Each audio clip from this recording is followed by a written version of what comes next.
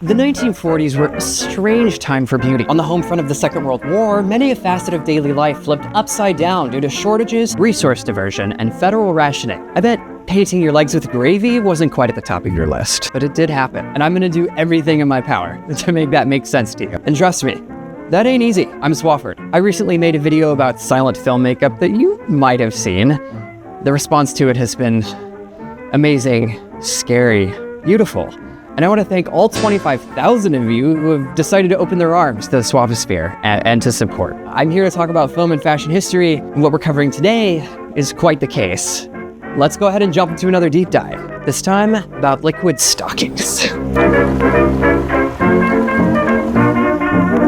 By the 1940s, skirts had risen to be at about the knee level due to a combination of women taking on more factory manufacturing jobs and the rationing of fabric and clothing itself. This was called utility. Skirts were now the shortest that they had been, even shorter than the last time they were short, which was in the late 1920s, before the hemlines fell with the stocks. This knee-found liberation did not quite extend to the actual skin of the legs, however. Don't get it twisted. Legs were covered.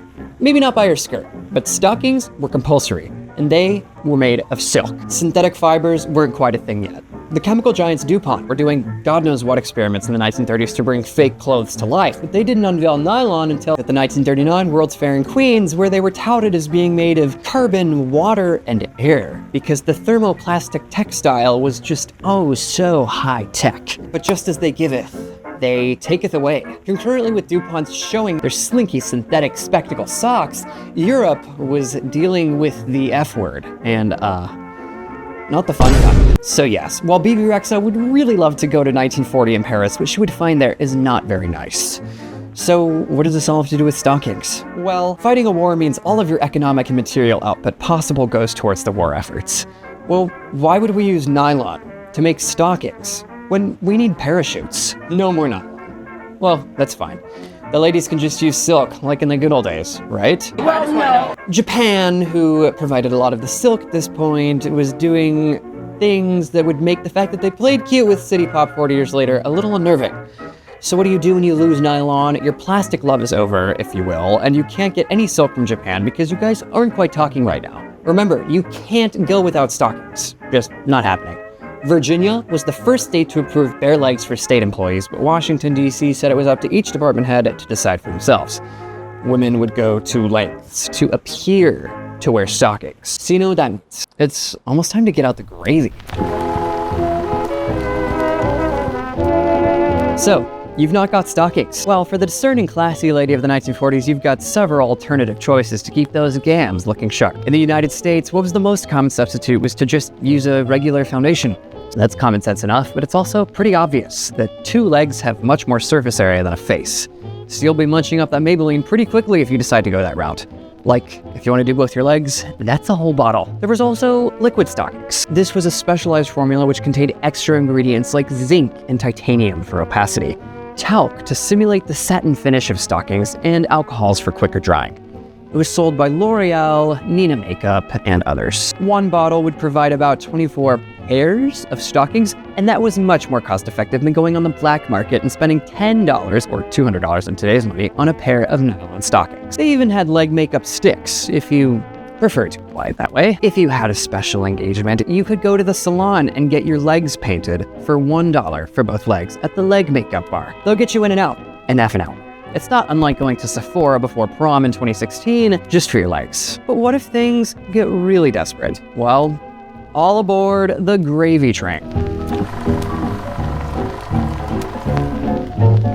Now, it is no secret that the British were suffering pretty bad compared to America in a lot of ways. They're an island, it's a lot harder to get materials in, and they were getting blitzed. It's not hard to see why many would move out to the country, away from areas that were common targets.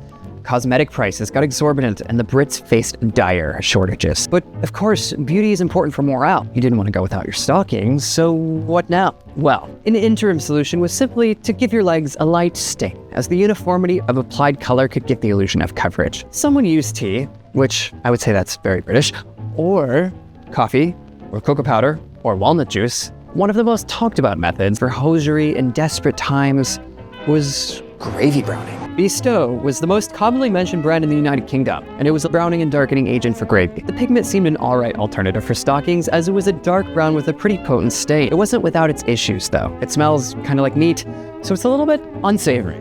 Or, well, it's actually very savory. And that's the problem. I hope you don't have dogs, because they'll love it. And cats too. They'll all be licking your legs. Not ideal. It would also stain the hem of your skirt and the furniture you sat on. The same staining power that made it a good stocking substitute also makes it very good for adding some brown splotches to your friend's grandmother's powder blue parlor chair. If it rains, forget it. It's all running down. It's a mess. While it's uncertain just how widespread this was, as it was more in situations of high desperation in rural areas or among those who couldn't afford expensive cosmetics. It seems it really did happen, and newspapers at the times were just happy to sensationalize it as yet another war story. Now, I have a surprise for you. Would this video really be complete if I didn't, do it? I've got some liquid gravy browning. This seems to be about as accurate as I can be to what they likely had at the time. I'll have to go get some cotton rounds for application, but let's go for it. And of course, men had their socks. Nobody cared if you didn't wear socks as a man, and I don't have anyone else's legs to work with. So here we go. So first of all, this is gonna need a lot of work. I've got untamed leg hair. It looks like a man's leg. Obviously. These boots and these socks are also all wrong. Okay. Just so you guys know how dedicated I am to this, I'm just gonna go ahead and just... There's so much. Holy, my leg has not been that smooth since I was 11. How long do you think that'll take to grow back? If it's anything like my mustache, 2 weeks. 2 weeks. Wow, that looks fresh. Now, it appears that the gravy browning was diluted with a bit of water and then applied with a cotton round in upward strokes. So we're gonna go ahead and do that. I am finding it very difficult to get this applied consistently. I'm afraid it may not look very nice. I don't quite trust myself. You know what? That's not as bad as I thought. But let's just do another little layer for coverage in some of these areas. Some women would just use their hands to apply, it seems, but I don't want to stain my hands. That would be too obvious. Wow. I'm actually surprised. I got it looking quite consistent. It really is almost like I'm just wearing a brownish sock. Are you convinced? No? It probably not. Some of these edges are pretty weird. And trust me, it really does smell like beef in here now. Ugh, gross. Now, we're not done. First, we have to let it dry, or maybe we can speed it up a little bit by just, No, that's better. One of the most important parts for the stocking illusion was a fake seam. It was common to use an eyebrow pencil or an eyeliner pencil to get it straight up the back of your leg. They even had these super little protractors that you could drag up. It's a bit extra, but it seems like it was common to get someone to help you apply your seam. I am alone right now, obviously.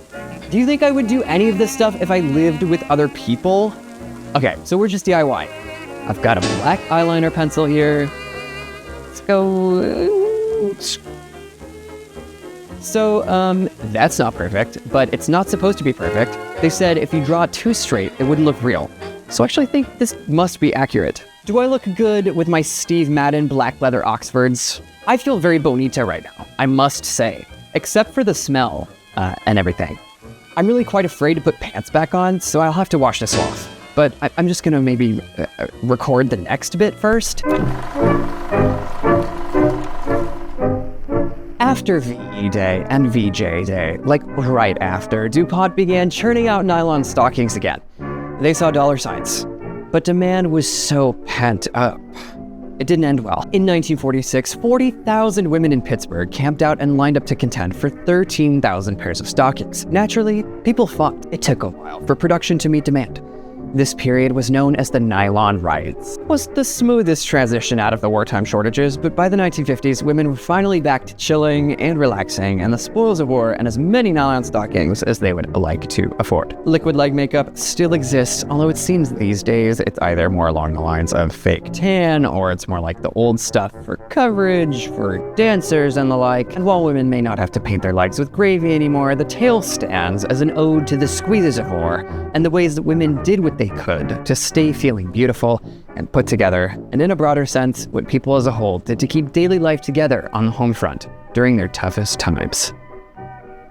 Gosh, you've watched this all the way through. You must like this. If you do, you should subscribe, so you don't miss all the other ones I'm gonna make that will be just like this. Many of you have seen me before, but most of you aren't subscribed. Subscribe to take the power back from the YouTube algorithm showing you a bunch of rap slop. You could even consider checking out my music if you like any of these artists. I've been Swofford, and I will see you on the flip side.